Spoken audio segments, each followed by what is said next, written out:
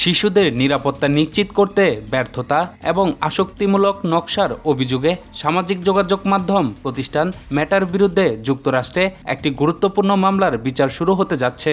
এই মামলার রায়ে ফেসবুক ও ইনস্টাগ্রামের কার্যক্রমে বড় ধরনের পরিবর্তন আনার নির্দেশ আসতে পারে বলে ধারণা করা হচ্ছে।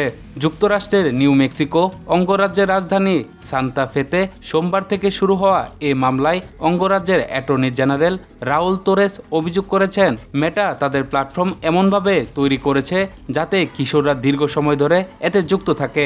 একই সঙ্গে শিশুদের যৌন শোষণ সহ বিভিন্ন ঝুঁকি থেকে পর্যাপ্ত সুরক্ষা দিতে ব্যর্থ হয়েছে প্রতিষ্ঠানটি।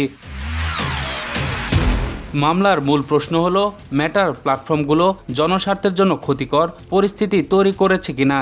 আদালত যদি তা প্রমাণিত মনে করে তবে অ্যালগরিদম পরিবর্তন, ব্যবহারকারীর বয়স যাচাই বাধ্যতামূলক করা বা কিছু ফিচার বন্ধ করার মতো নির্দেশ দিতে পারে।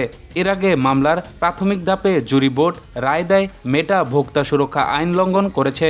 এ কারণে প্রতিষ্ঠানটিকে $37.50 কোটি জরিমানা করার নির্দেশ দেওয়া হয়।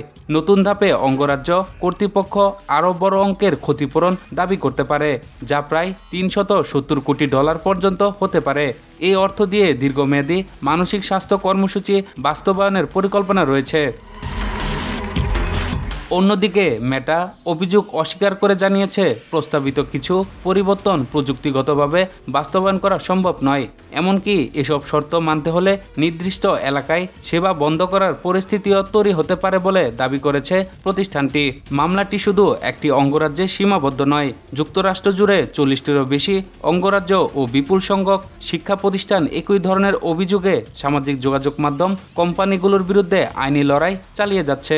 আইন বিশেষজ্ঞদের মতে এই মামলার রায় সামাজিক যোগাযোগ মাধ্যমের ভবিষ্যৎ নির্ধারণে গুরুত্বপূর্ণ ভূমিকা রাখতে পারে, বিশেষ করে কিশোরদের নিরাপত্তা, মানসিক স্বাস্থ্য এবং প্ল্যাটফর্মের নকশায় বড় পরিবর্তনের পথ খুলে দিতে পারে এই বিচার।